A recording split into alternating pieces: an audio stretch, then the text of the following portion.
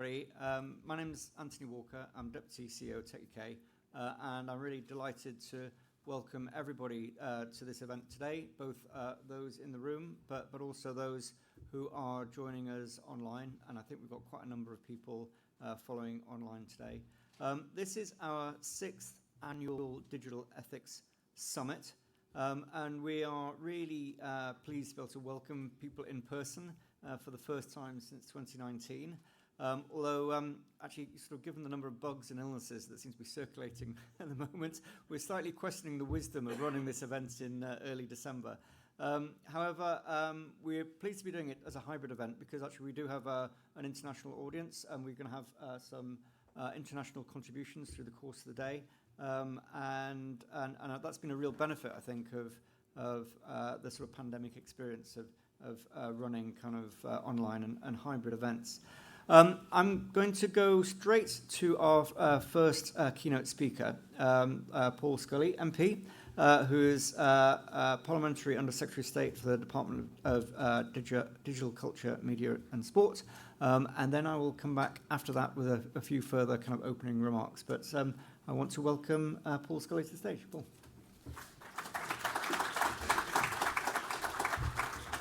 Thank you so much, Anthony. It's a pleasure to be here. Good morning, everybody. And I've got a dash, so thank you very much for your forbearance in allowing me to nip in and out as I get off to a variety of things today, from AI to gambling to semiconductors. It's quite a full day, and then finishing off with my role as Minister for London. But I'm here as the Minister for Tech and Digital Economy, and it's an absolute pleasure to be with you here today at the Digital Ethics Summit to represent and celebrate the UK's fantastic tech sector.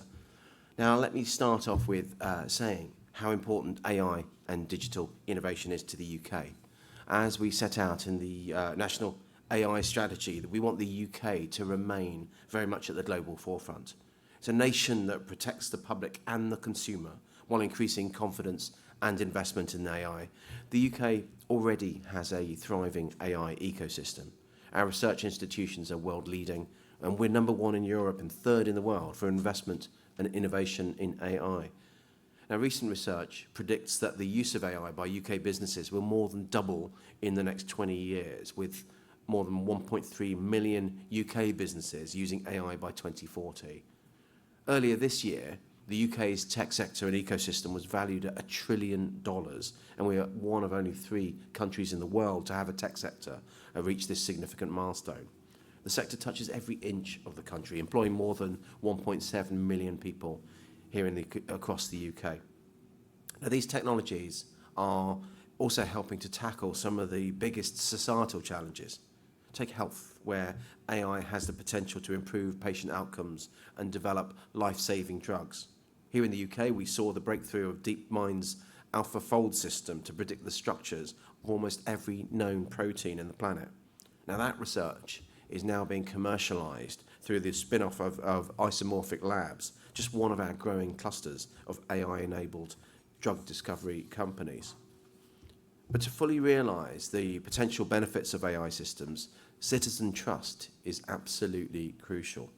As AI becomes embedded across more and more sectors of our economy, it's going to be critical to ensure that it's well governed.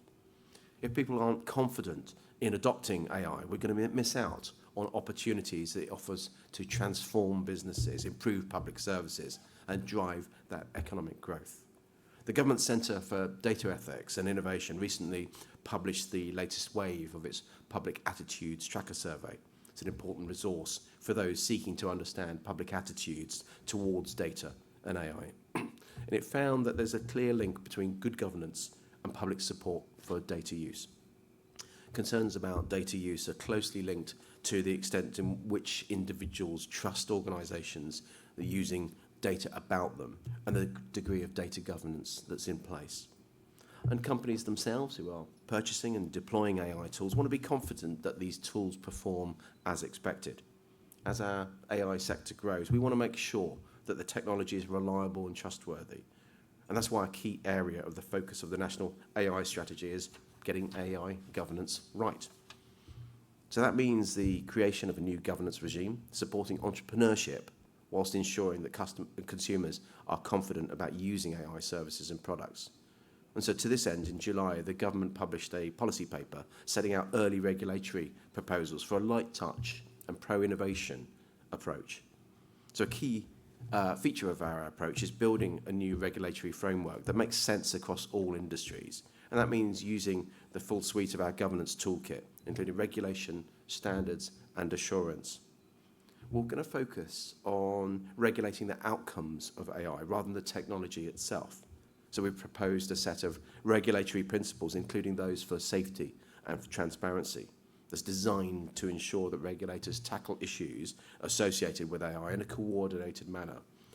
Our new AI regulatory framework is still being developed and will deliver the white paper early next year. In keeping with this work, we proudly introduced the AI Standards Hub last month with the Alan Turing Institute. Many of you attended the launch of the hub, which is encouraging the development of a thriving and diverse community around AI standards, and that's supported by the British Standards Institution, the National Physical Lab, and, of course, DCMS. The hub will significantly increase UK involvement in the creation of international AI technical standards and give stakeholders across industry, civil society, regulators, and academia useful tools and guidance for advancing trustworthiness via the use of technical standards. And now moving on to the final component of the governance toolkit, assurance. Through AI assurance, businesses and consumers are better able to decide whether a product or a service using AI is legitimate and trustworthy. Impact assessments, performance testing, and possibly certification against AI standards in the longer term are a few of the assurance mechanisms that can help organisations innovate responsibly, whilst also determining whether an AI system complies with applicable standards and future regulations. These mechanisms also help drive adoption.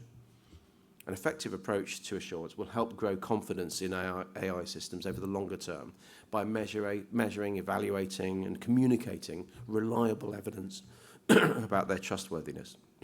Assurance provides the basis for consumers to trust the products that they buy are safe, and for industry to confidently invest in new products and services. These services could also build a successful market in their own right. Based on the success of UK's cybersecurity assurance industry, an AI assurance ecosystem could be worth nearly £4 billion to the UK economy. Now, at this conference last year, my predecessor launched the Centre for Data Ethics and Innovation's AI Assurance Roadmap.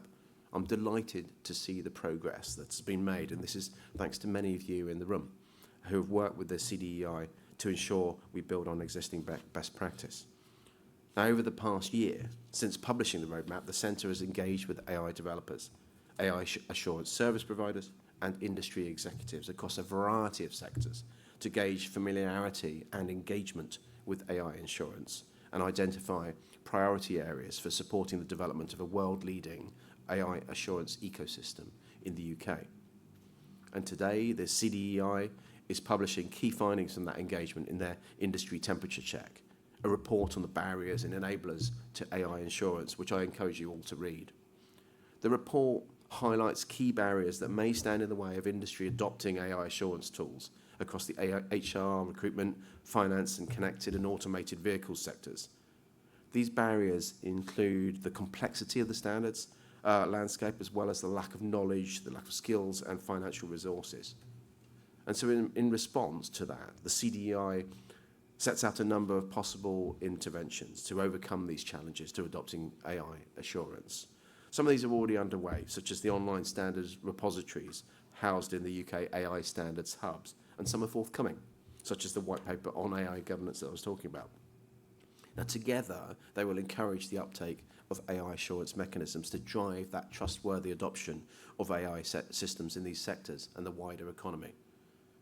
Indeed, all of the governance tools are mutually reinforcing and have a healthy AI assurance ecosystem, which will also help having a pro-innovation approach to regulation and support the application of AI standards. So with these interventions in mind, the CDEI will now focus on developing practical support, driving forward the vision for the AI assurance ecosystem set out in last year's roadmap. So I'm therefore pleased to announce a new collaboration between the CDEI and Tech UK. We know that this is there is leading and cutting-edge best practice happening across businesses and sectors, which is why CDI and Tech UK will work together to develop a portfolio of case studies which showcase the very best of AI assurance practice. This will address the specific need identified in the industry temperature check for more resources that demonstrate what assurance good practice actually looks like. Now, this portfolio will feature a series of industry case studies that demonstrate how organisations across sectors are using different AI assurance techniques like impact assessments and performance testing. It'll feature submissions from UK organisations ranging from Onfido to EY and from For Humanity.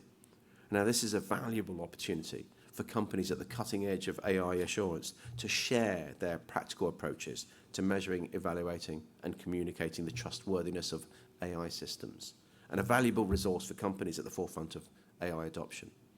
Learning from each other in this way will help to drive good practice across the industry and across sectors.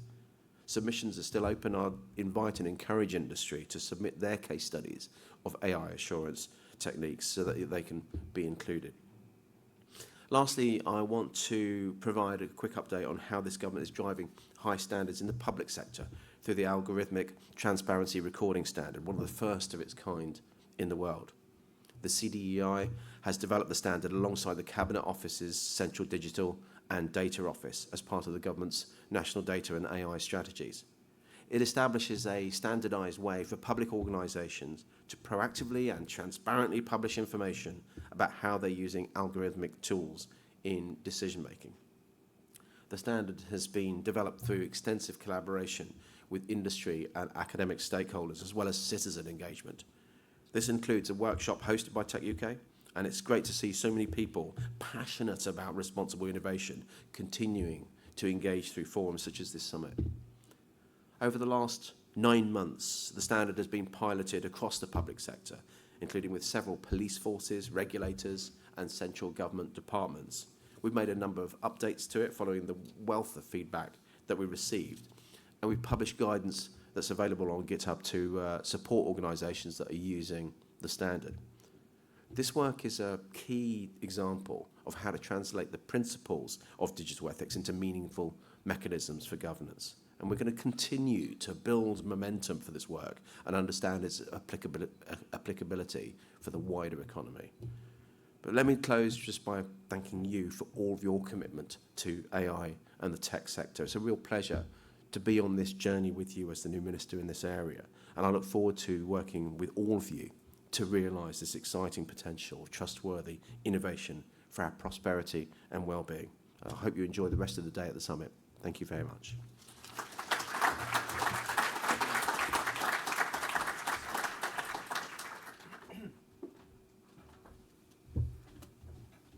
Minister, thank you so much for that. I was just reflecting, just listening to you there, on just what a content-rich speech that was. And if I think back to kind of 6 years ago when we first kind of kicked off this discussion within Tech UK, sort of ministerial speeches were much more sort of theoretical. But it's really, really positive, I think, to see the way in which government is really engaging with these issues, which are clearly of fundamental importance. So thank you so much. And we look forward to seeing you in a week's time. I think we're going to meet again to talk about AI skills here at Tech UK. So thank you very much for that as well. Ethics should be a fundamental consideration in the development of new technology.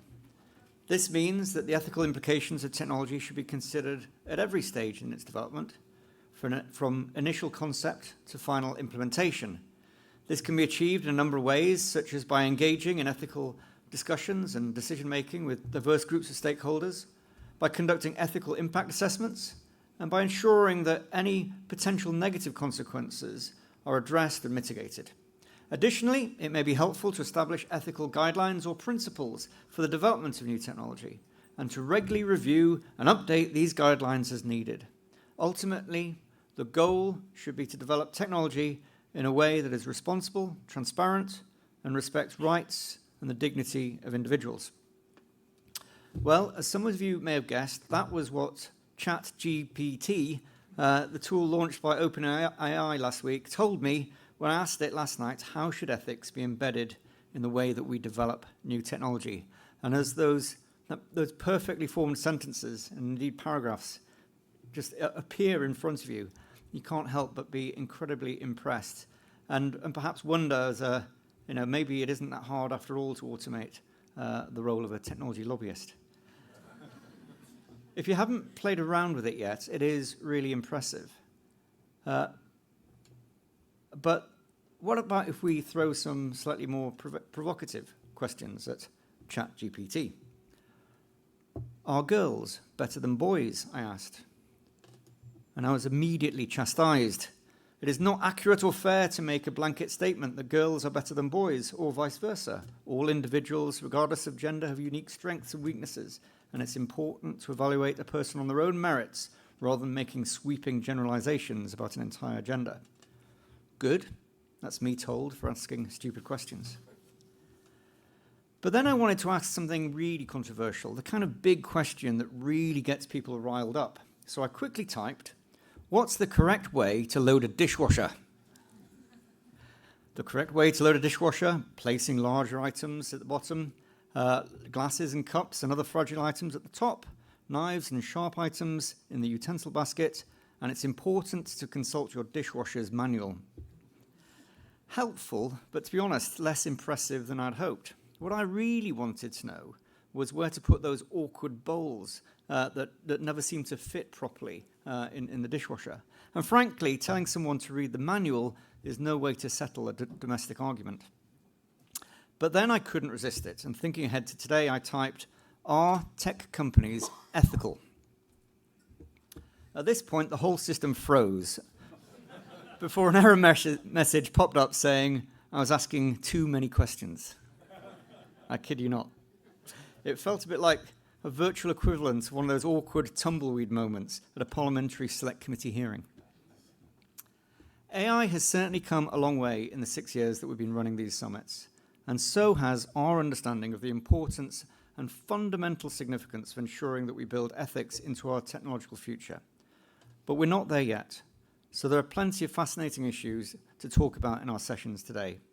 We're going to be exploring the implications of these new large language models and their sentient characteristics later on today, along with a whole set of interesting keynotes and plenary sessions and breakouts addressing issues like digital regulation, human rights, and indeed the role of digital ethics in the public sector.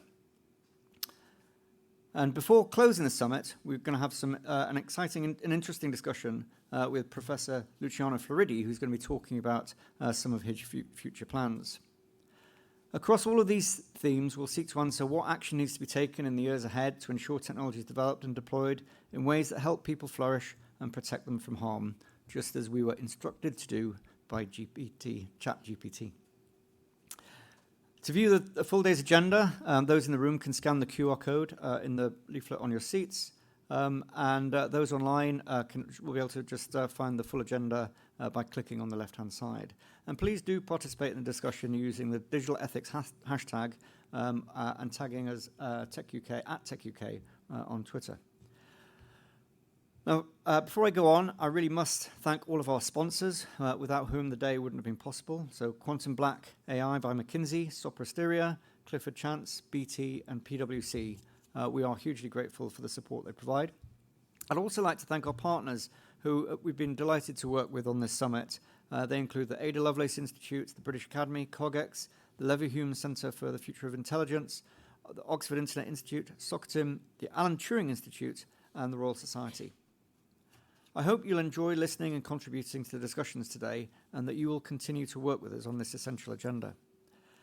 Now, we're about to go to our first kind of plenary discussion on the subject of ethics and regulation. But before that, we just wanted to bring in an international dimension, and we're very pleased to have a contribution from Dr. Janil Puturi, who is the Senior Minister of State for Communication and Information for the Government of Singapore, who's going to provide us with an insight in terms of how the Singaporean government is looking at some of these issues. And at that point, I think I say roll VT or something similar. I hope this works. Thank you. Hello, everyone, and greetings from Singapore. Thank you for inviting me to join you at the Digital Ethics Summit. You have an exciting lineup of panel discussions on trust in tech, data, and AI, artificial intelligence. I was asked to speak about Singapore's approach to maintaining trust in the digital domain. Businesses and government need to strengthen trust in our digital services and products. We collaborate closely with industry to develop standards and regulations and to implement solutions. We have to leverage on the best possible talent, wherever it is, and take advantage of the innovation and entrepreneurship of the private sector in this highly dynamic environment. AI is a set of rapidly evolving technologies with potentially significant benefits and risks. Singapore recognizes that industry will need to be given the space to innovate, and we have taken a balanced approach in regulating AI. We developed a voluntary model AI governance framework in collaboration with industry to provide businesses with a reference on how best to deploy AI responsibly. This is a pragmatic approach. By guiding businesses to show that their uses of AI are explainable, transparent, and fair, we can help businesses build trust in AI-based solutions. We took a step further to work with industry to develop AI Verify, the world's first AI governance testing framework and toolkit. Through technical tests and process checks, AI Verify is Singapore's practical and objective approach to demonstrate responsible use. Currently a minimum viable product, we welcome interested organizations to further develop AI Verify with us. Another role for government is to support industry in securing cyberspace.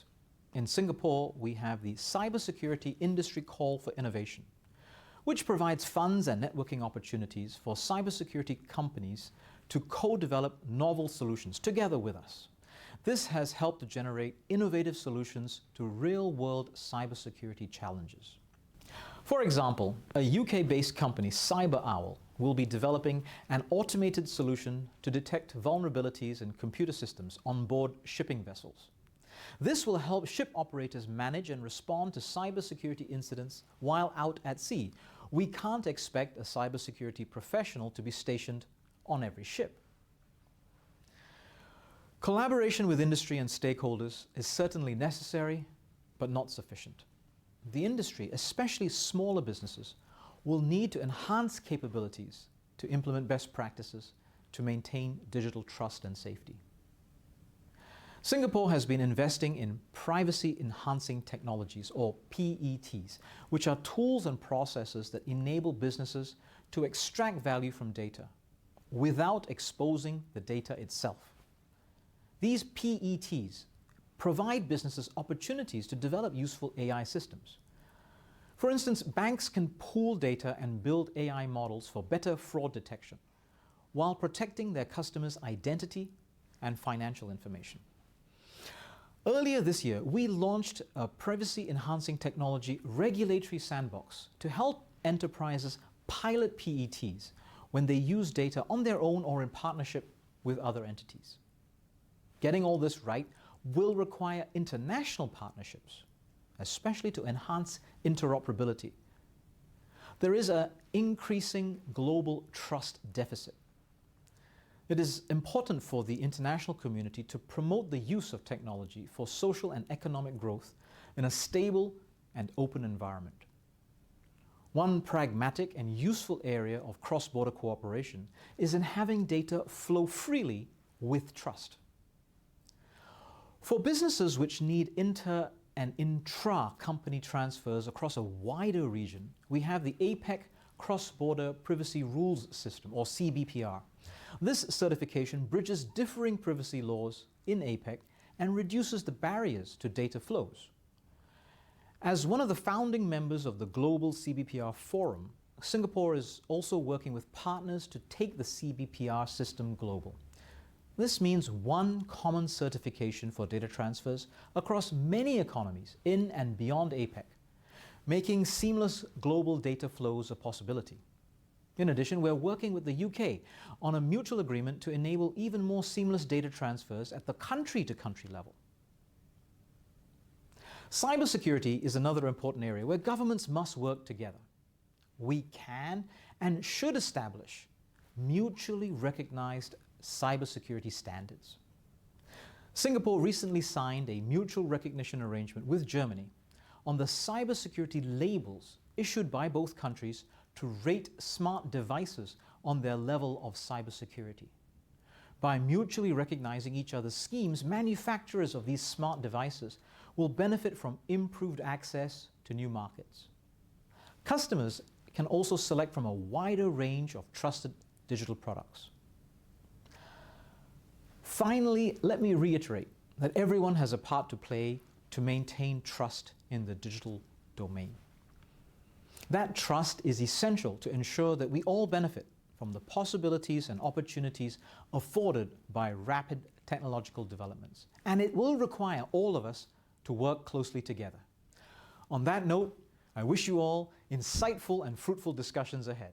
Thank you very much.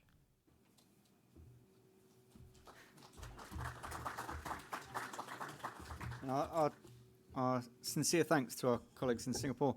I think the reason why we wanted to include that segment is that clearly, these are issues that do not sit within national domains, and international cooperation and the dialogue around these digital ethics issues are of really fundamental importance. And we're very pleased at Tech UK to have had a really strong dialogue with the Singaporean government over the last 18 months or so as we sort of think through some of these issues. But it's now time to move on to the first panel when we're going to be talking about the issue of regulation and the relationship between regulation and ethics and how one can and should inform the other. And so I'd like to inform our panelists up to the podium. We have John Edwards, who's the UK Information Commissioner, Professor Luciano Floridi, Professor of Philosophy and Ethics and Information at University of Oxford, Carly Kind, who's Director of the Ada Lovelace Institute, and Chris Anganostopoulos, who is Senior Principal Data Scientist from Quantum Black AI by McKinsey. Thank you very much.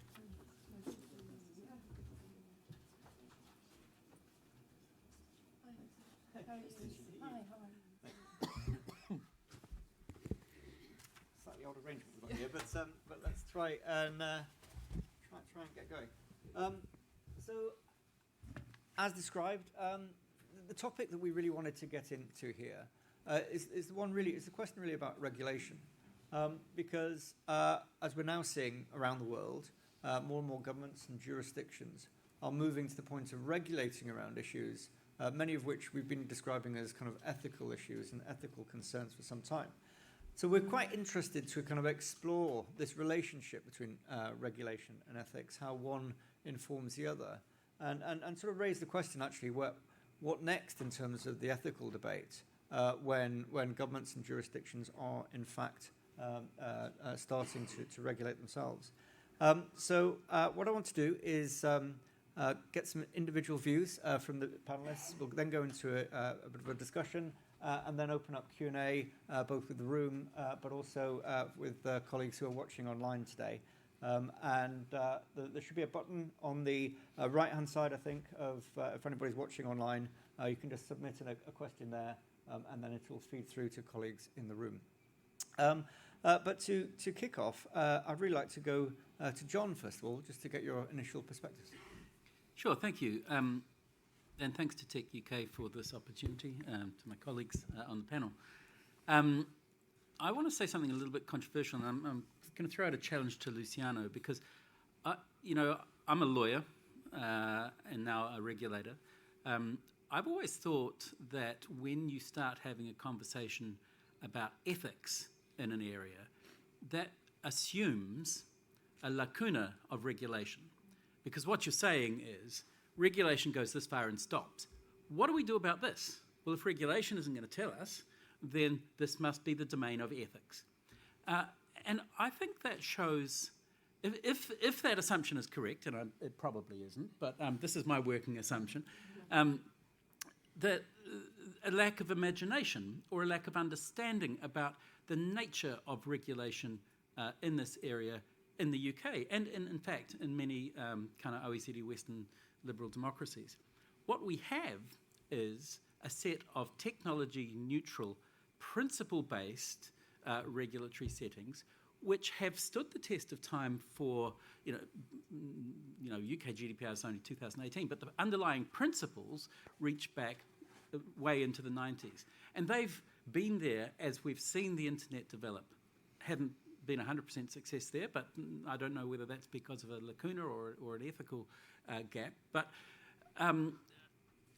there is much in the existing regulatory framework that is capable of addressing what we might frame as ethical challenges in the world. You might say, is it ethical, for example, for an online platform to exploit the children, child users who are unable to express informed opinions and make sensible decisions about what's in their best interests? The answer ethically is clearly no. The answer legally, under our age-appropriate design code, also is no. So we've got a regulatory alignment with the ethical expectation. You might say, is it ethical for an innovative biometric application to sense emotions in subjects and to screen out, for example, job applicants or to select people for attention of law enforcement or customs based on those readings? And ethically, you might say, well, I have some discomfort with that. Legally, we say that is junk science. And if it is junk science, if it doesn't work, if it doesn't accommodate ethnic, neurodiverse kind of societal differences, then it cannot pass the tests in law of proportionality, of fairness, of data minimization. Because if there's an intrusive application that simply doesn't work, you don't get to the data minimization baseline threshold. So those are just a couple of examples, I think, to show how we have an elastic regulatory framework that is capable of addressing many of the challenges which I think are presented to us as posing unique ethical conundrums. So quite an optimistic take there in terms of the capability of regulation to deal with a lot of these questions. Luciano, I'm going to come to you at the end when you've had a chance to listen to what other panelists have had to say. Carly, I suspect you're slightly more sceptical on that issue, but yes. Give me your take. Well, sceptical might be a strong word. I mean, like John, I'm a lawyer and I'm also a data protection lawyer, so I appreciate the ability of data protection lawyers to say that data protection covers most things in existence. But I have to say that it is the experience of most people who we talk to that there is not enough regulation, that they don't feel well enough protected. Now, it may be that on the books it exists, and there are a range of structural factors for why, including the funding of the ICO, for why those on-the-books regulations might not be properly adhered to, complied to, or enforced. But it is the experience of most people that their relationship with technology is an extractive one, which takes away their agency and doesn't leave them feeling empowered.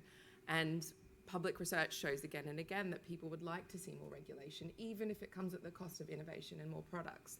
And that is a problem that is worsening over time, not improving, despite the years passing since GDPR has been adopted. And I'm not advocating for getting rid of GDPR, but all I'm saying is we have to accept that there may be place for additional layers of regulatory protections for individuals, if for any reason, but to make them feel like they have more confidence and trust in these technologies, or that there's a trustworthy system out there.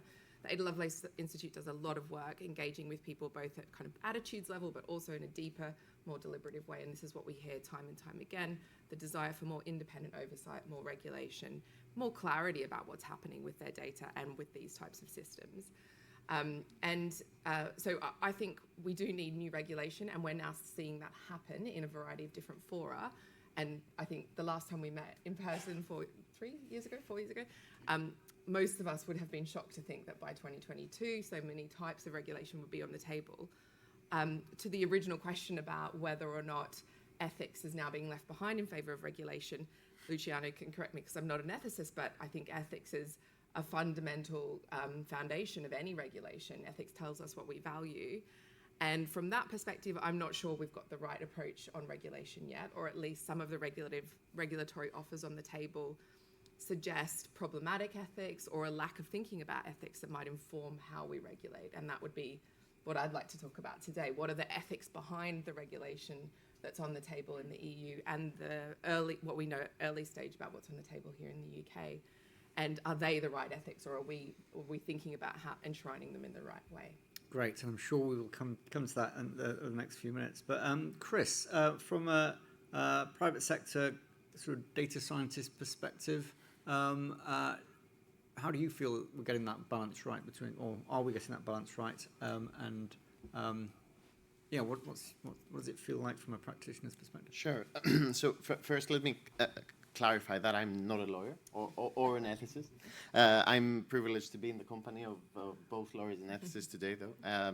So I've been in the tech industry for all of my career, and I've built AI systems. I've done research in AI systems. I've led teams that build such systems, and also we consult at Quantum Black McKinsey clients in their AI strategy. So I have a perspective of the private sector, to your point. I'm also an honorary associate professor at Imperial, where I teach ethical AI. So I also have the perspective of trying to teach from a technical perspective our new cohorts of data scientists how to approach this matter. And I think if I take a step back for a moment, I think what is different in AI systems when we compare them to previous technological adoptions, big adoption events in history, is that the numbers tell us that we seem to be starting from a place of trust from the consumer.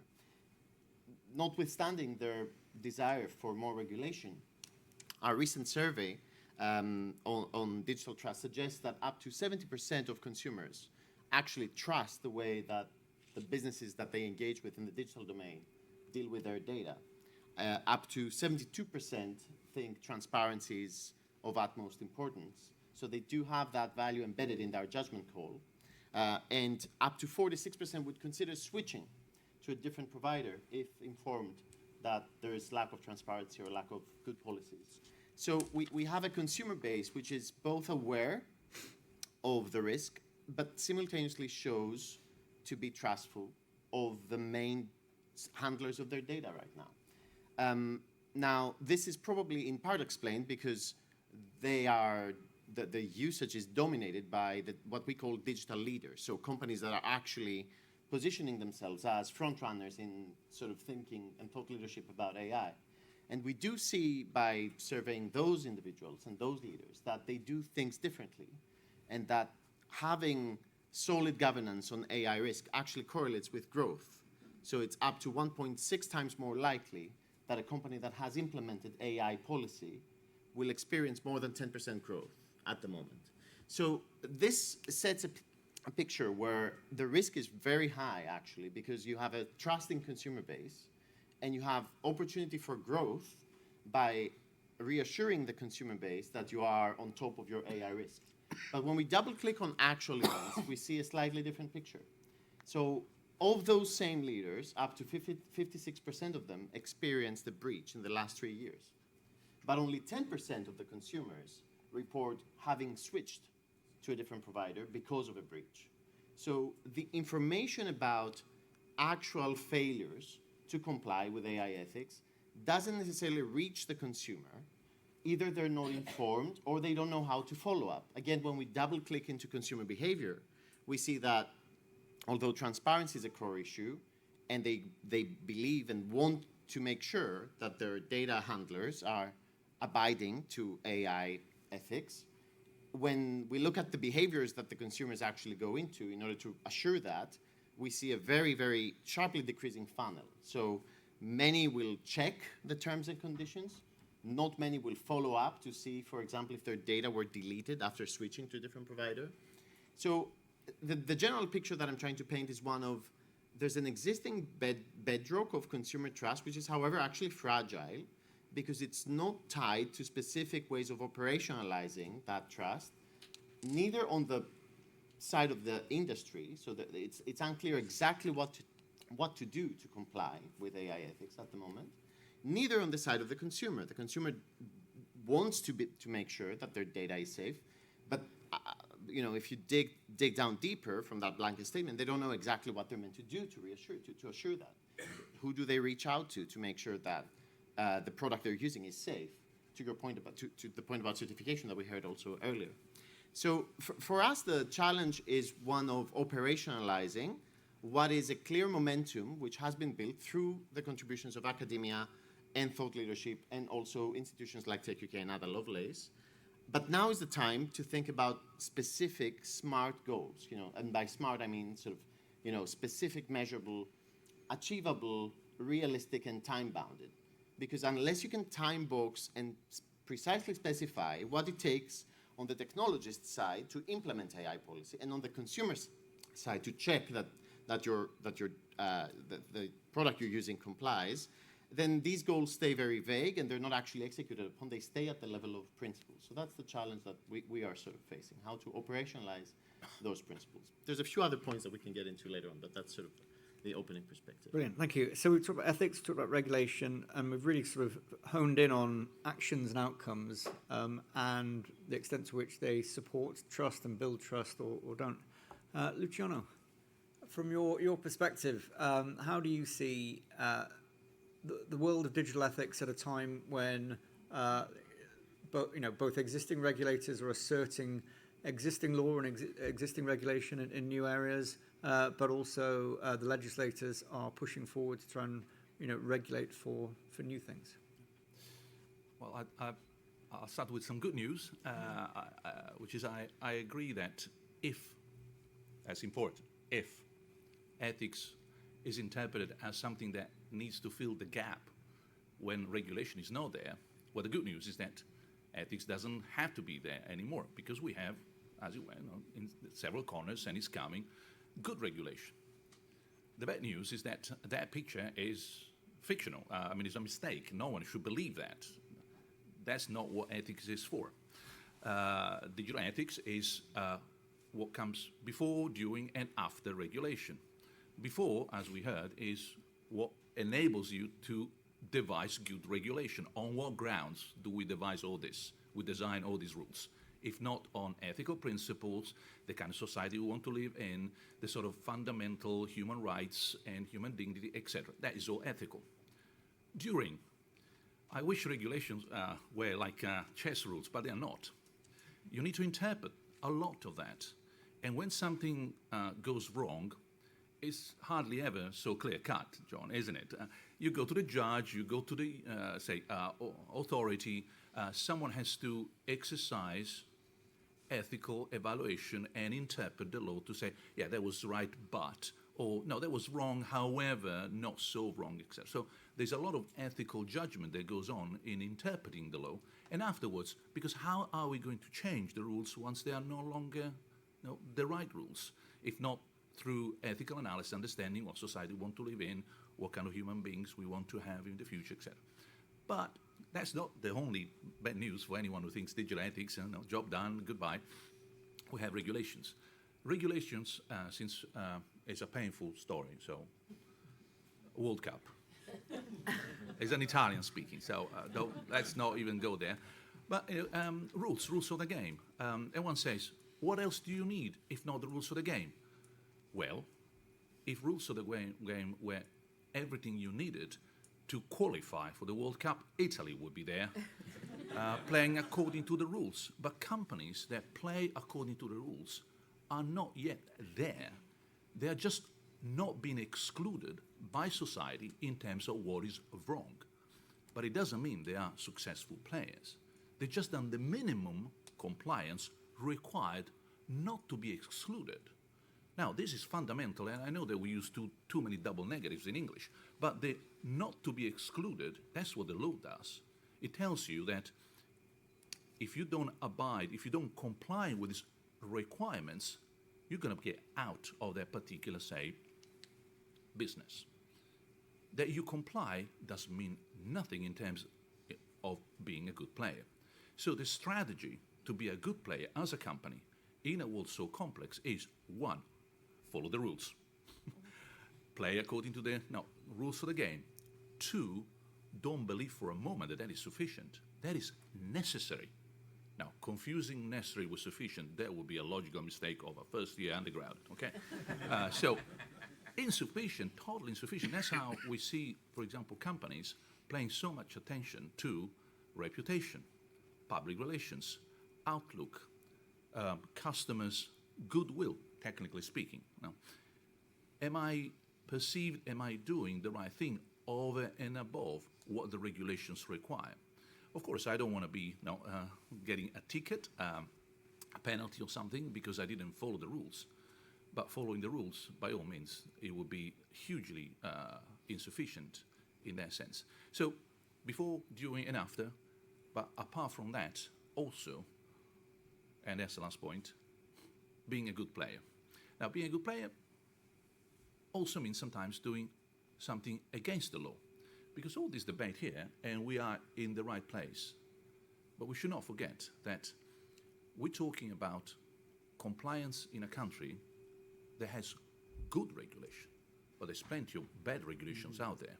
Now, start talking about, oh, I'm just compliant, to an international company that is doing the worst possible things in a corner, no one to be mentioned here, in a corner of the world that has regulations, and say, well, regulations, I'm there, I just follow the rules. No, you should not. Why? Ethically speaking, you should not follow the law because the law is wrong. Or vice versa, and this applies to our country, unfortunately. Someone remembers some scandals in the past, politicians, etc. I was following the rules. I was compliant. I know, but it was still ethically wrong to pay for that dog's house. Back down to some memories. So compliance sometimes means having to get the guts of saying, I'm sorry, I can't do this. The rules are wrong. Or vice versa. Yes, I can do this, but I won't do it because ethically speaking, the regulation, although it enables me, allows me to do it, it won't be the right thing to do for other reasons. So before, after, and during in terms of interpretation. Being a good player, that's necessary versus sufficient. Don't get confused. And sometimes the law is wrong, don't follow it. Sometimes the law is there, but don't apply it because ethically speaking, it's not a good idea. So back to the point. John, you're wrong. Excellent. I think that very usefully brought us back to the point that Carly, I think you wanted to explore a little bit more, which is this question of, because Luciano sort of saying, look, the law will never be enough. But I think you were suggesting, but the law can be a lot more or better than it is today. Do you want to kind of unpack that for us? Perhaps it's useful to look at some of the specifics of proposals that are on the table. So I think I agree with Luciano. The way I've been thinking about it is there are ethics which inform the content of the regulation, and then there are also ethics which inform the process that the regulation requires for compliance. So if we look at the EU proposal, the content of the regulation is very much risk-based, much like the GDPR. And the risk that is the risk that is of concern is risk to fundamental rights, which are very much framed as individual rights. So that tells us about the ethics of the EU AI regulation, that it's about how we protect individual rights from harm. What I think is missing there is the consideration of societal risk and kind of group and collective harm. How are we thinking about protecting democratic values, for example, which might cut across individual rights? And the process that's on the table at the EU level is a very much a kind of self-certification, compliance with risk assessment and mitigation. It's from our perspective perhaps slightly less intensive or less onerous on companies. It doesn't require a third party to certify compliance with the regulation at this stage. So I think that tells us also about the ethics of what is underpinning the regulation. If we could contrast that with a different type of regulation, which might, for example, have a bigger role for public participation in the impact assessment phase, and that's what the US has proposed in the blueprint for Bill of Rights, a more public participatory way of thinking about risk, assessing it, mitigating it. So that tells us about the ethics of that proposal on the table, which is that AI requires public consent and trust and involvement in thinking about risk.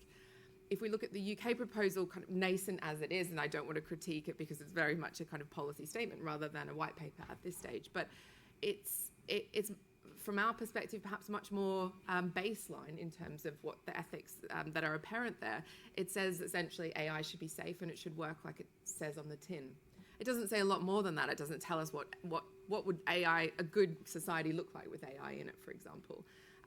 It doesn't include some of the OECD principles around AI, for example, inclusive growth or democratic values, it doesn't mention human rights. So those, from my perspective, some of those ethical issues are missing from the current proposal. And again, caveated with it's a draft at this stage, so I'm hoping there's room for movement and change. But that would be some of the critiques I'd have of current proposals as they are. Thank you. Chris, can I come back to this, so this question around kind of public participation then? Because you talked a little bit about this gap between business behaviour and the kind of consumer or citizen perception of that behaviour. And so, I mean, if you had a more sort of participatory approach to things, would that solve that problem? You know, would Carly's proposal of just getting more engagement, lifting the lid a little bit more, you know, would it address the kind of issues that you've got? Yeah, it's a great question. I think one perspective that I find useful in thinking about this is contrasting it with how we approach the question of regulation in the pharmaceutical industry, for example, and in general in the life sciences. And it's fair to say that most of us are engaged in a large-scale social experiment right now, like in the way that our data is being used in social media, for example. In that there's no precise definition of a product, right? So it's not like an AI system was built and versioned and tagged in November 2010, and we're using that since then. It's evolving. It's experimenting in ways that we don't have access to. So it's a bit like we've given broad consent for our data to be used for any purpose whatsoever in terms of experimentation. A bit like a biobank, but for personal data, where you give kind of broad consent. But the difference is that in the case of a biobank, there is an ethical consent process that pushes the user, the provider of data, to think about it really carefully and say, you know, do I really want to give broad consent so that researchers around the world can use my data? And are these researchers themselves abiding by ethical conduct? So there's a question of transparency. There's a question of telling the consumer what you're doing, but I doubt that it will be possible to give complete transparency because of the complexity of the systems and the fact that the end user will be unlikely to be able to understand all the details. So therefore, that relationship has to be mediated somehow. And that is, I think, where there is a role for processes and specific regulation, or even some kind of expert mediation to help users have a third-party objective opinion, or some kind of maybe body, like, for example, I belong in the Royal Statistical Society as a chartered statistician. I'm obliged to speak truth about data, right? Like, with that, whatever that definition means. But having that kind of certification at the professional level, right, would also be an interesting angle to explore, like an AI, sort of responsible AI certification that is governed at the level of the professional, so that it's not just a case of I trust the brand of the company. It's not just a case of I actually read 35 pages of terms and conditions, because how often will you do that? But it's a question of I delegate part of the process of building trust to institutions that are sitting outside and around and inside this industry, but they're not necessarily a question of a certification that goes on the product itself. Because to just return to my initial point, it's going to be difficult to have a situation where AI products are a little bit like toasters, where, like, here's the version, it was certified 10 years ago, and that certification is still good. They evolve too fast, so it's more like a process that is more akin to being part of an experiment than being a user of a product often. So, John, one of Chris's kind of fundamental institutions, therefore, must be the regulator. So, from a regulator's perspective, how do you view this issue of how are citizens and data subjects supposed to understand the complexity of not just the world today, but the kind of world that we can see 2 or 3 years ahead? Talk about some of the AI apps earlier in the session. But from your perspective, how do you address this complexity issue? Well, I think that it's enormously problematic to have a model where you expect individuals to be making informed choices about really complex and opaque technologies. I mean, to use the pharmaceutical example, I don't read the pallet loads of data that are submitted to the regulatory authority before taking a medication which is approved by a doctor. I trust in the regulatory regime. And I think that what Chris has described with the high baseline level of confidence in innovative technologies which are released into the wild, actually reflects an expectation that there is a regulatory system working and that organisations like mine, the ICO, are there to patrol that and to guide that. I think that we as regulators have to be more innovative ourselves to be providing that assurance, whether it's by certification or codes of practice or guidance or otherwise. But we need to be more assertively in that space and to be demonstrating that the laws which we administer are capable of addressing these challenges. And I think we do that. We have, for example, the sandbox, which allows organisations like Chris's to come in and to work alongside the regulator and data protection specialists to figure out what you're doing, what the implications are, whether there are any regulatory gaps. And I'm not in closed mind as to whether there are. I haven't seen any at the moment that we haven't been able to address. There's also, I think, an increasing need to recognise that these technologies cross regulatory boundaries, and it's increasingly difficult to segment industries and regulators according to the traditional models, which is why we've come together with my colleagues at Ofcom, at the FCA, at the CMA to form the Digital Regulators Cooperation Forum, the DRCF. Now, what that does, besides providing a forum for us to share notes and things, is to identify cross-cutting features. And we've, for example, recognised that AI is something that touches on each one of our regulatory mandates.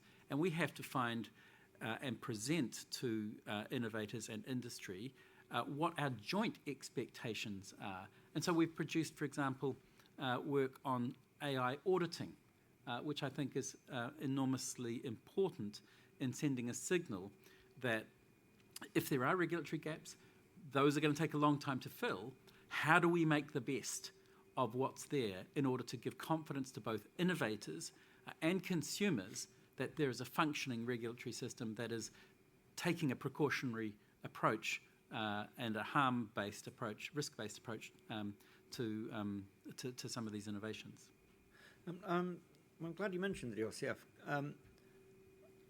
I mean, in a way, sort of Ofcom and the CMA are very much kind of traditional economic regulators. They have a kind of very, very kind of clear remit and has sort of a sort of rule book in terms of their role. Have they? Do questions about ethics come naturally to those regulators? And what's your experience been in having these more kind of these more ethical discussions rather than just kind of actually, what do we need to do to implement this piece of regulation? I mean, I bow to and accept the admonition of my colleague Luciano in that it's wrong to frame a conversation about ethics being founded on an assumption of an absence of regulation. And it's absolutely true to say that good regulation has a solid ethical foundation.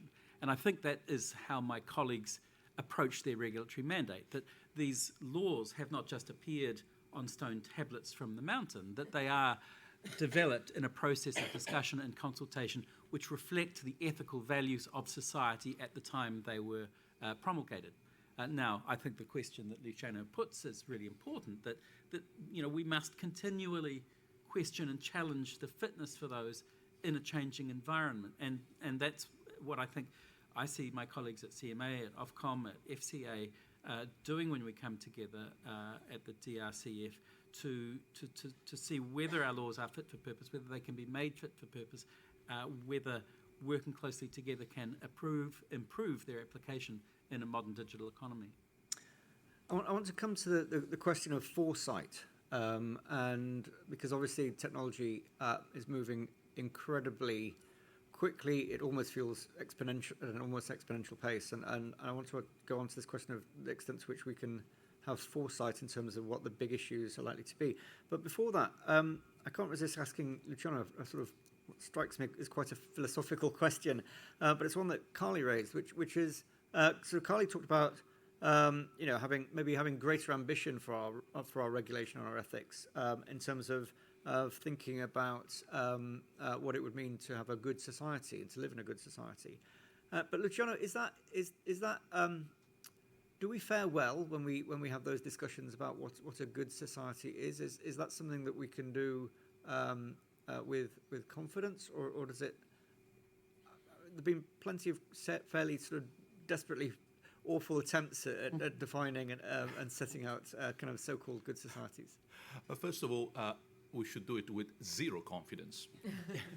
It's confidence that makes the worst mistakes, that you know better, you know what you're doing, and that's the society you want. First half of the past century has seen plenty of horrors in terms of Germany, Italy, Russia, Spain, everywhere.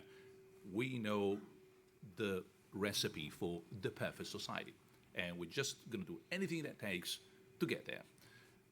The horrors that humanity has managed to generate. So zero confidence. Now, as John said, keep questioning, keep adjusting. You need to have, however, some kind of regulative ideal of where you want to go. So a bit more like a direction of travel, so to speak.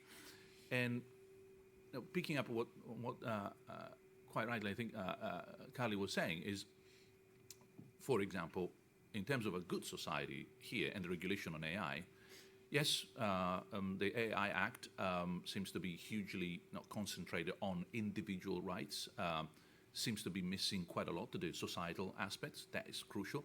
But another big miss, and if you read that through, it's extraordinary, there's almost nothing about the environment. Now, that is like a big ethical issue. Like, do we really want to have a risk-based regulation that is going to frame one of the most powerful technology ever generated by humanity, entirely focused only on individual rights, missing the societal aspects, and completely ignoring the environment in the 21st century, while we are on a planet that is boiling itself to death? Insane. However, that shows a blind spot. I don't mean to say that our colleagues in Brussels are anti-environmental, if anything, but clearly that ethical aspect was missing. So back probably to the next moment in our conversation, a bit of foresight, a bit of ability to say... That's not a huge amount of foresight, to be honest. A tiny bit. So where do we want to go as a society? Don't have the confidence that you have the blueprint, multi-stake, many voices, a variety of tolerant aspects. So by all means, keep the doors open, but have a sense that, that direction is the right direction as opposed to the other direction. That should be the minimum. And start being more inclusive in terms of what you care about, not just the individual, but the society in which you live and the environment in which we all have to share our lives. Then we start talking about an answer to your question. Yes, it is possible to have regulation that helps a society to move in the right direction. That's good, solid, and allow me to say this, I guess we are on record, liberal democracy, Western style. And that's what we have contributed to the history of humanity, a decent way of moving forward together. It can be done, but we need to be totally careful, and as I said at the beginning, zero confidence. Carly, does that satisfy, would that kind of approach satisfy your ambition for... Yeah, I guess I have a question for Luciano, which is something we've been wrestling with or thinking about, which is, to what extent is part of this a question of political vision? Do you need to, there's a politics of AI regulation, and the EU have laid out their political theory behind regulation, which is very much fundamental rights. And I wonder, are there multiple competing ways you can think about this, just as there are multiple economic theories about what makes a good and vibrant economy? Do we need some kind of political theory of AI regulation to drive it? I'm not trying to assert that there's one truth that we can come to around a good society, but it feels like we need a political vision for what role AI plays in society, and there may be multiple competing political visions, but we're not really hearing many articulated, I suppose. There's, everything is very much what we don't want to see, but we're not seeing a positive vision put out on the table. Sorry, I didn't mean to put you on the spot, but I just wondered from your perspective. No, I think you're completely right. Ultimately, and that is, I say this with huge regret, ultimately it does become a question of politics. I say it with regret because the kind of politics we see everywhere around ourselves, they're not particularly reassuring. So, shall we say politics capital P, if it is to be found somewhere in some of the capitals we know. to give a concrete example so that we're not too philosophical, not the right place, a long, long time ago when with the British Academy, the Royal Society, we had a whole long debate, I don't know if you remember, pre-COVID, it seems to be another century really, on fundamental principles for the management of data, etc. Well, it became clear that the UK had a human flourishing politics, and the EU a human dignity politics. And you start thinking, oh, there's a real hair splitting. It is not. Let me give you just one example. When it comes, for example, to past generation. Dead people don't flourish. They are there to be cherished, but there is nothing you can do in terms of a human flourishing base in terms of respect for dead people. Is that relevant? Yes, because people actually die and stay on Facebook. So regulation about digital remains on Facebook based on human flourishing, you don't quite get very far. Based on human dignity, well, that's a different story. And then you start thinking that human dignity based regulation when it comes to digital remains on social media could be compared, for example, to what we do to mummies in museums. We also use human dignity not to put, say, a Santa Claus costume on a mummy in a museum. You would find that wrong, because etc., etc. So, tiny little example of something that really starts small, but it's like going out of the harbor, and the little thing that at the beginning is just a little difference between I go here and you go there. Further and further down the road in terms of journey, you find yourself here and someone else there. So the answer to your question seems to me, as I said, unfortunately, hugely political. And the last point, and I close here, is that the second half of the 20th century has seen mostly politics being run by economic sort of reasons, which is great. Not so much by ethical reason, because the first half was run by ethical reasons and it made a complete disaster. How we balance politics, capital P, based on economics and politics, capital P, based on ethics, so that we get the right society, well, that's why I said, unfortunately, it is a political issue, because we don't have the right people at the moment. The reason I just wanted to point to that is because it just does seem that we're so much led by what's technically possible at the moment, rather than what's politically desirable or socially desirable. That would be just the only point that I wanted to add to that. Thank you. I was so taken by that image of dressing up a mummy in a museum in a Santa Claus costume. I kind of slightly forgot what my next question was going to be. But it was, of course, about this kind of foresight issue, and there has been lots of chats about GPT. And indeed, Carly, you were quoted on the BBC website today, I think, in commenting on it. I don't know if you're aware. Very good comment, by the way. But you flagged up, some of the risks, the potential to automate the production of malware and so on. So, Chris, I wanted to come to you really. What are the foreseeable advances in AI and digital technology that these guys should be worried about? That's an interesting question. Reject question. The premise of that question. Yes, yeah. So I think it's very difficult to try to predict the future when it comes to technology. I would actually argue that the principles that have been generally put into place, and I'm also looking to your recent paper, Luciano, relatively recent, where we you kind of looked at all the different frameworks for principles in AI, and you found common place. And effectively, we're talking about transparency, explainability, fairness, protecting autonomy. Effectively, there are basic principles that undercut, and I think along those dimensions, any AI product, even caricatured as an autonomous decision maker, you can already get a grip for the kind of risks that it entails. There are some exceptions to this, like when you have outliers, like a self-driving car, for example, which is completely autonomous in the near future in a way that no other system right now really is. Then, of course, you get into kind of actual moral dilemmas that might appear on the road, of course, like mini trolley problems, like what do? Do you swerve left or right? But again, like I understand that the thinking around regulation, from what we know publicly, is focusing on those problems separately. So as you detect those emerging technologies from AI that have reached the level of maturity to completely disintermediate the human, then the problem becomes a bit domain specific. What exact domain are you making decisions in? And therefore, what extra protections do you need? And who is accountable? Who is liable? These are really difficult questions. You know, how do you deal with insurance in those contexts and so on? So these are the emerging AI super products are going to be clear for a few years before they actually hit the public consumption. So I'm not so worried about that. Maybe if we reach the singularity, we need to start getting worried. But I don't think we're there yet.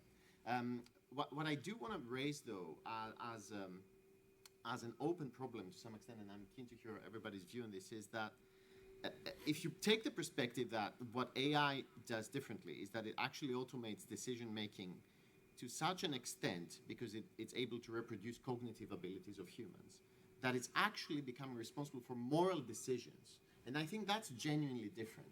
Like there's genuine trade-offs that AI practitioners and developers face every day that are inherent to the problem. So it's not a case of I want to be fair, but I'm not going to be because it costs more. It's nowhere near as simple as that. It's a question of how do I trade off privacy for fairness? How do I trade off one type of fairness, group fairness, for example, against individual fairness? And in those situations where there is a trade-off, the perspective of being compliant is not very helpful, because it's not a case of passing the bar. To your point, the bar is the minimum, but above that bar, there's a solution space where there are trade-offs that leaders need to make. And what we find is that it's very challenging to have these conversations. If you're in an organization and your data scientist tells the executive that should we pay for 10% more data in order to improve our fairness by 2%? Should we compromise our risk of privacy leakage by 5% in order to gain an advantage in fairness of 6%? These are the conversations we do not know how to have. And where technology can help is to expose that Pareto front, to expose that frontier of solutions where the trade-offs are optimal. But then there needs to be a process as to how do we actually trade these things off with each other. And I think that's where the conversation is in many organizations right now. I think that's really interesting because, in a way, a lot of the challenges that we've got today, we still have as government tries to legislate for online harms and online safety, are absolutely about those trade-offs, aren't they? And about actually how do companies make those trade-offs in different circumstances, and who should be the arbiter, and how does that work? So I think that's clearly one of the really challenging aspects. But I just wanted to come back to but in terms of kind of the foreseeable developments in AI, you're kind of saying that the kind of frameworks and principles that Luciano and colleagues have developed give us all the right tools and all the right questions to interrogate what the technologies that are foreseeable to you in terms of their ethics and so on. That's right, and I think the only point I'm making to qualify that is that there is definitely a situation where a change in quantity introduces a qualitative change. Yeah. Right. So the difference between assisted driving and automated driving is a qualitative change, but technologically it's just version 12.2, version 12.1. So the one thing to be alert of is where there is true loss of autonomy or human in the loop. That to me is a signal that now needs to be looked at in a domain-specific perspective and understood, possibly in the context to your point earlier, Chris, of existing regulation for that domain, or not. Like that's for the lawyers to decide. But that qualitative change of AI systems gaining sufficient autonomy that I could be giving this speech by using ChatGPT, right? Like, for example. I almost did, yeah.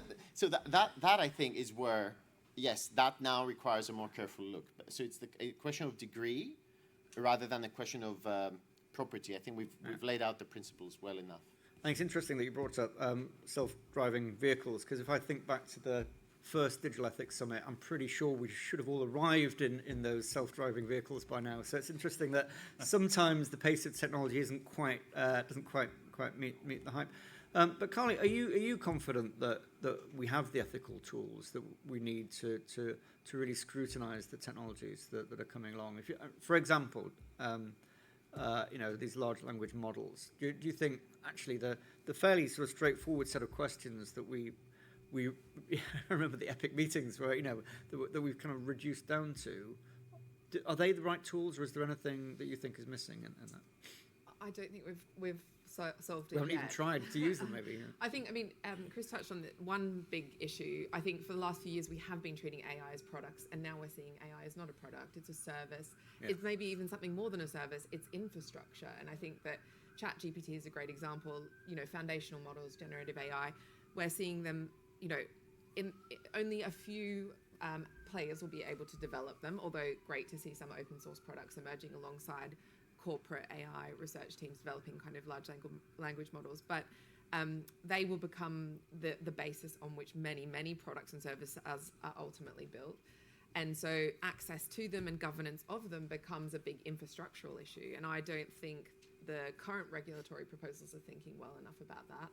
And I don't think we have I don't think the ethical conversations we've been having are sophisticated enough to think about how we deal with some of these big kind of governance problems that are outside of context and individual usage. I actually think the kind of biotechnology analogy is a really useful one, and I think moving from the product analogy on AI, which is what the EU has done with really modelling AI regulation on product safety regulation, and thinking more about medical regulation or pharmaceuticals, where the product has to be considered in a dynamic context, a continually evolving and iterating context. I think that throws up new challenges. So I don't, I think we've come such a long way in instilling a culture of ethical thinking in technology practice. And Tech UK and partners have had a huge role to play in that. It is no longer the case that it is an anomaly to see ethical discussions happening in technology development, and that is wonderful. But I don't think we're anywhere close to the solutions on some of the big questions. Yeah. I was really struck, actually, just the last few days, just seeing quite a lot of journalists asking the right questions, which I think is really encouraging in terms of as a starting place for some of that public debate. So I think it's really positive. We've got 10 minutes left, and I do want great hands in the room. That's exactly what I wanted to see. Okay, lady at the back to start with, and then I'll work our way around the room. Thank you. Christina Yanzhang from the Metaverse Institute. Elon Musk recently announced that his Neuralink company is planning to have human trials in about 6 months. And we all know that he planned to put the chips in the human brain to enable people with special needs, especially they are blind, can regain vision, and treating some of the most difficult, like brain disease like Alzheimer's. And he's even talking about using AI to enhance the brain power of human in the future. So my question to the panel is, how do we set up an effective regulatory framework to ensure people who can benefit from such controversial and frontier technology, they can benefit, but also during the process, the very sensitive information collected from the human brain will be responsible, safe, and ethical. Thank you. I really love all these straightforward questions. See, I've been going really easy on the panel. Yeah. Wow. This is a huge issue. Obviously, if we have AI technology that can be beneficial in healthcare, why wouldn't we use it? But are we capable of using it safely? John, would you like? Thank you. One thing that medical research has, I think, in most Western liberal democracies is an overarching framework of ethical oversight and approval. So that's one encouraging factor. The other, I think, the important issue that this confronts is the bringing together of regulatory regimes. And of course, we have medical devices very rigorously regulated with a precautionary principle in mind, and that should give us some comfort. But I do think it's important for ethicists and data protection regulators and human rights regulators to be there to make sure there is a seamless assessment of the technology. I think the weird thing about information, innovation, data, digital, is that it's absent a precautionary principle. So having a medical device regime intercede, it puts it slams the brakes on to an extent and allows us to step into that space without the technology running ahead. So I think that's maybe not as scary as it could be, because we are able to use that slowdown time to actually do the thinking of what those emerging technologies mean for data protection and privacy and other areas of human dignity and autonomy. Thank you. I'd love to add a quick remark, if I may. So, just following up on that, what does the medical technology ecosystem, how do they approach these problems? They think about risk-benefit. To your point, for some individuals, it might be possible to already demonstrate now risk-benefit. Others, it might be further down the line. They think about recent guidance from the FDA, to give one example, on the use of AI within medical devices. For example, lays out specifically that the AI system has to be frozen at the time of deployment. So there's no longer this issue of evolving versions and experimentation. And if there is a need to retrain, there are specific triggers that you need to specify in advance and say that if I see my performance in my model behaving this or that way, then I need to retrain. So I think it is actually very interesting the moment that domains mix, we suddenly get a lot more clarity, precisely because we can leverage multiple frameworks rather than have to devise things from first principles. So I couldn't agree more with your statement. So more difficult questions to come. I want to turn to our esteemed member from the House of Lords, who can... Thanks, Anthony. A fascinating discussion, I must say. Thank you. Tim Clement-Jones, House of Lords. A fascinating discussion this morning, I must say. But we had the Singaporean perspective earlier, and I wanted to, in a sense, bring the panel to the sort of international question, really. Clearly, AI crosses boundaries, not just sectors. How important do the panel think? We've got common ethical standards, OECD and so on, at the international level. How important is it, and this is not a loaded question at all, how important is it that we have some sort of harmonization of standards, regulation, and so on going forward? Great question. John, can I come to you again on that one? You talked about the cooperation between regulators within the UK, but the international perspective. Yeah, I think it's enormously important, and I'm pleased, Tim, that you brought up the Singaporean presentation because, I think that was really interesting. I think the Verify AI product that the gentleman spoke of is a really innovative approach to kind of upstream regulation, and it's the kind of thing that we're looking at very closely. In terms of international standards, yes, I think that it's absolutely essential that we work together to try and have interoperable standards.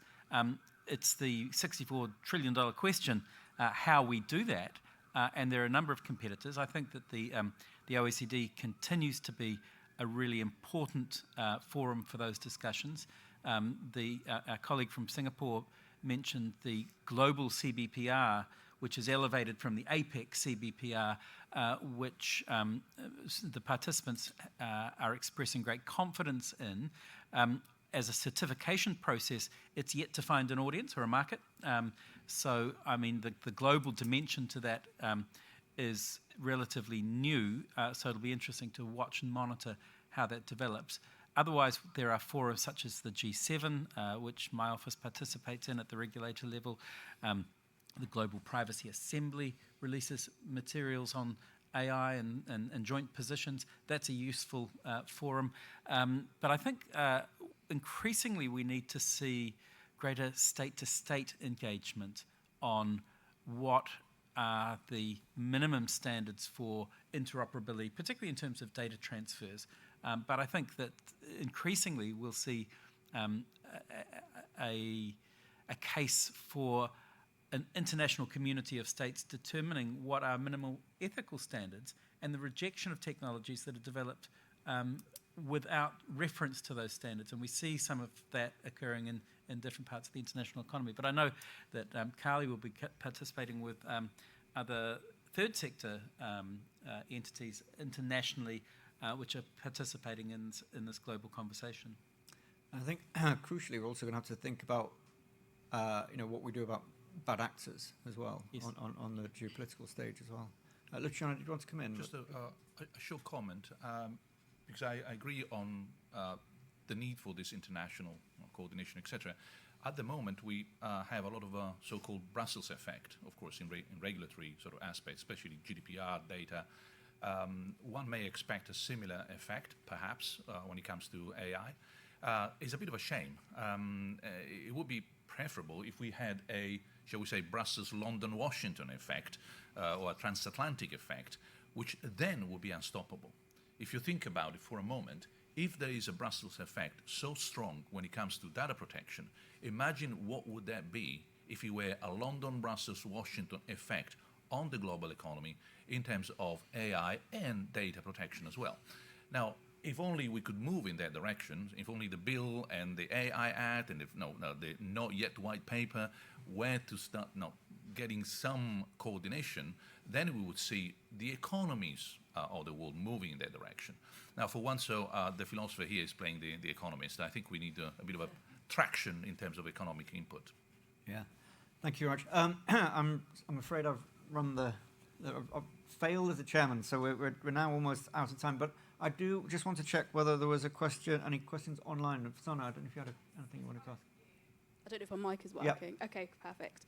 There's quite a few, but just in the interest of time, I'll just ask one. So, is the panel worried about the proposed cuts to EU regulations, particularly around uncertainty, ethical dimensions, human rights rules, and risks to data adequacy? Okay, so I think that was a question really around the government's proposals to around how it deals with EU legislation, and are there risks that we could sort of throw the baby out of the bathwater as we sort of take this rather radical approach of addressing EU regulation. John, did you very quickly on that one? Yeah, I think reading between the lines, it's a question about the Data Protection and Digital Information Bill, because just at the end there was a concern about how might this affect adequacy. So I suspect that it's that rather than the proposals in terms of AI and digital markets.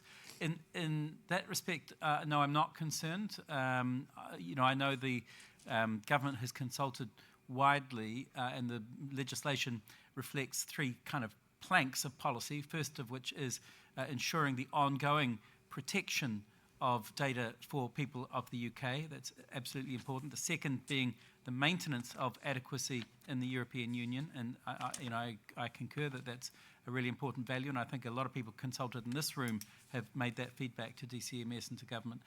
And third, that where possible, consistent with those first two, any law reform should aim to reduce compliance costs for business, and I think that's something that is unobjectionable in a European sense as well. So I'm pretty confident that the UK is capable of expressing its own version of data protection, which does not imperil adequacy and which does not, in fact, reduce the level of protection for Europeans' data in the UK, which, after all, is what adequacy is all about. I'm really sorry that we're going to have to draw this really fascinating session to a close. Time has gone incredibly quickly. But we are going to go to a break, and I think some of the panelists will still be around, so if you've got burning questions, do share them. And then we've got a 15-minute break, and then we're going to return. We've got two breakout sessions. One looking at essentially the online safety bill and legislation, taking a view on where we are now and what happens next. And the other looking at issues around digital ethics in the public sector and questions about whether we're making headway on that. I'm not sure which is happening in which room. I do. Okay. Just a moment. We'll just check that. So we are... sorry, it's not in my... Worth waiting for, folks. All right. Paul, do I know? No.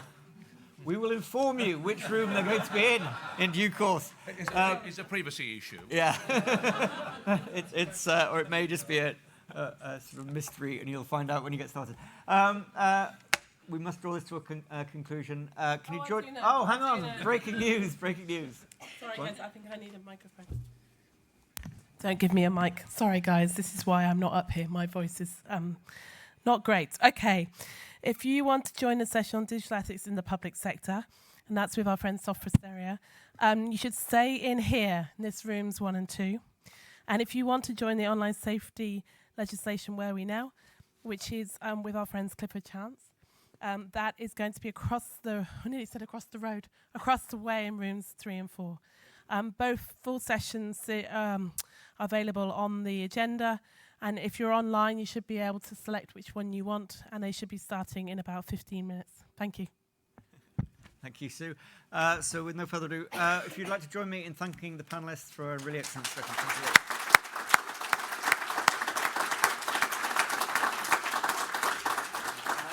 And please do join us for some coffee. Thanks.